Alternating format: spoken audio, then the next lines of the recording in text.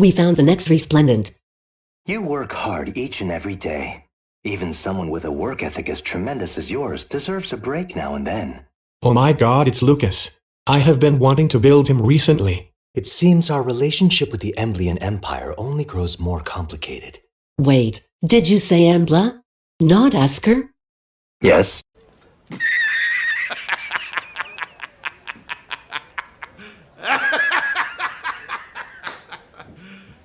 You serious?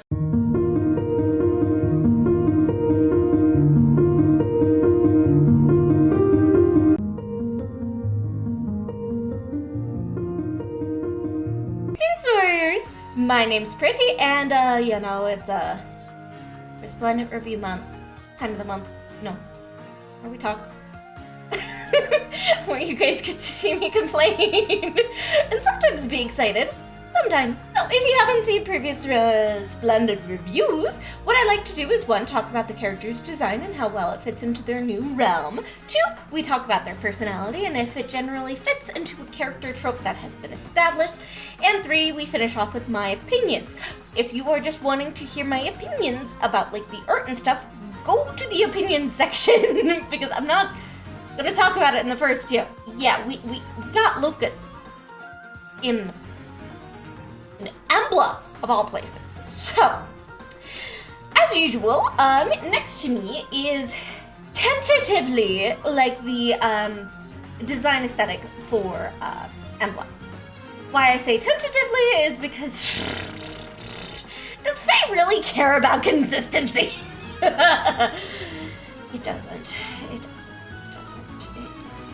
Especially with Emblem. Like, if you guys have been watching, you understand I have a huge gripe with how Emblem Resplendents look. Like, honestly, like, out of all of the Resplendent realms, this is my least favorite because it's the least freaking consistent, man.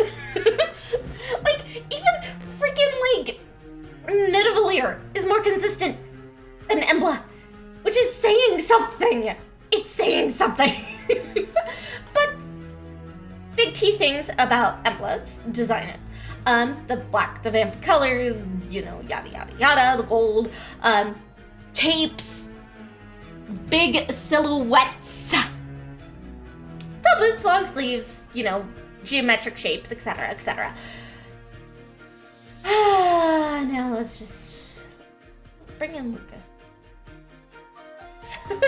As you can tell from my tone of voice, I am not the most pleased with his outfit. Yes, it fits the color scheme. Great. It's a lot more like warm red than like a deep red, which is fine. It matches his hair and his original color, so I'll give him a little bit of slack on that. He doesn't really have any head accessories or face accessories like almost all of the other Emblem characters and Emblem Resplendents do, so that's a little bit of a ding. He does have black feathers. A little bit. Just on one shoulder. Which is okay. It's fine. Doesn't really have a cape. I guess like the little back part of his tunic or top thing could be considered a cape. I personally wouldn't consider it a cape in this context because it's not a cape. Not a cape. And when I first saw him, as you can tell with the little meme that was made in the beginning, I thought he very much was an Asker design. He fits a lot more of what you would see, aesthetically speaking, from Asker. Because, for example, let's put Bruno on the screen. Yeah, Bruno's a cabian or whatever. If you look at their armors, like the pieces of metal on their body, they do not look similar. Lukas very much, honestly, like Lukas could even be a Moosebell design. The only thing he's missing from like a Moosebell design, really, like super important, is obviously a cape or horn headpiece. Maybe that's just because the two design aesthetics are kind of similar, but he does not really have what Emblem is, at least in my understanding of a design. Because a lot of the Emblem characters, and we're getting more Emblem characters, they are showing very wide silhouettes, either it being from their hair or their cloak in the case of Veronica, or with Bruno, he has the feathers literally poking out from his neck. And like, Lukas just doesn't have that.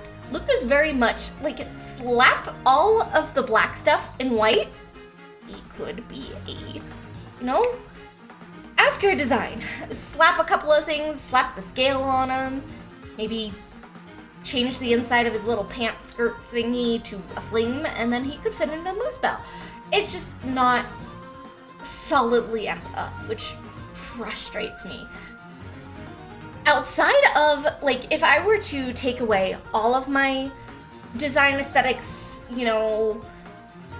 analyzing the actual, like, design, I do think it looks really good on him. I think it looks great on him. I think it's an improvement from his original design because, like, it has more colors to it. And it just, for it to be classified into Emblem, it is not what I want. Not what I envision Emblem's design aesthetic to be, unfortunately. So for him, I'm going to give him probably like a 4 or a 5 because he does fit a lot of the things, as I was talking about. He even has like the little red shawl thing, which not a lot of them do have, which I think is a very nice touch. It just is missing the big silhouette, the head accessories, long sleeves. It's not fully Emblem, if that makes sense. Now we're gonna dive into his personality. Oh boy, oh boy, oh boy. So, the current established theme for Emblem is cruel circumstances, rough childhoods kind of thing. Again, Emblem is the least consistent realm, so I'm going to take it with a grain of salt and try to mold Lukas like Play-Doh and see if he fits into this very weird realm. Because Emblem is just crazy. Emblem is crazy. So, with that in mind, I'm going to be reading off his personality off of the Fire Emblem Wiki. If you do not want spoilers for Shadows of Valentia, please skip to the timestamp down below. Let's go. While he can come off as strict in his professionalism, Lukas is sweet-natured and polite to everyone he meets, and although subtle, has a dry sense of humor. He has a very well-maintained, calm, reliable, and professional front. However, in rare events that he loses his temper, Lukas's feelings slip past said front, such an example being when a duke called him a backwater buffoon, causing him to lose his temper and beat him in a duel. He often fears coming across as cold and detached in his composure, the fears of which hold heavy weight on his thoughts, as he bears guilt about his inability to genuinely put his heart into his own performance as a soldier, and it feels strangely weird to him as a consequence. This ends up being his biggest strength, as he is able to stay calm in the direst of situations, even when learning disastrous news. While Lukas has the behavior of a noble, he isn't incapable of recurring to underhanded tactics, such as taking Regalian civilians as hostages and threatening to execute them if safe passage is not granted for the deliverance, causing even someone like Slade to be surprised at such use of a method. So, I don't know. Cause, sure, war is cruel, war is chaotic. As is for his childhood, I mean, like, I don't really think, like, his childhood was really dove into. I mean, he had some parts of his childhood talk about, but nothing really that stood out as, like, a hard childhood, I mean, I guess there was something that were hard, but, like, it's hard to place like where Lukas would fit. I don't think he fits 100% into Emblem. If I were to mold him a little bit, maybe his cold and backhanded tactics could be fit into Emblem a little bit if I were to squeeze him really hard. But to me, it more feels like he fits into Nidavellir or Asker in types of theming. Both Nidavellir and Asker both have the sense of duty as their theme, with Asker also tying into more of a sense of righteousness, sense of more noble, whereas like Nidavellir is more personal. At least my understanding of it. And these things are just my theories. So it feels like he fits more into one of those instead, because like he seems like, yes, he does have like a duality of like being cold and stuff, but also like being really composed and seeming to care really strongly about the people around him. So I guess I will give him a 6. And that's really if I push really hard on figuring like his whole, underhanded tactics kind of thread we got going on very vaguely fits with the theming of it. So a 6, I guess, because Embla's not very consistent. Not very consistent at all. Now finally my opinions on him. As I said in the design aesthetic part, I do really like the design. I love just how it looks. It looks so clean, it looks so classy. I definitely think it's an upgrade from his previous design. Art-wise, it's not my favorite. I kind of preferred his base art style. I do like that, he has his arms behind his back. It looks very, like, diligent and a good little, soldier. I like his art for, like, all of his attacking poses. I do like that the feathers come out on his special and when he's damaged. I think it really creates a nice effect of movement, and I wish the red was a different color from his hair, because he just looks very monotone. Maybe a little more of a, like, not warm red, but like a cooler red that's deeper. I think that would have been nice. Just a little bit more of a contrast, but I understand again, it's keeping in line with his original more warmy, more orangey color scheme. So I can live with that.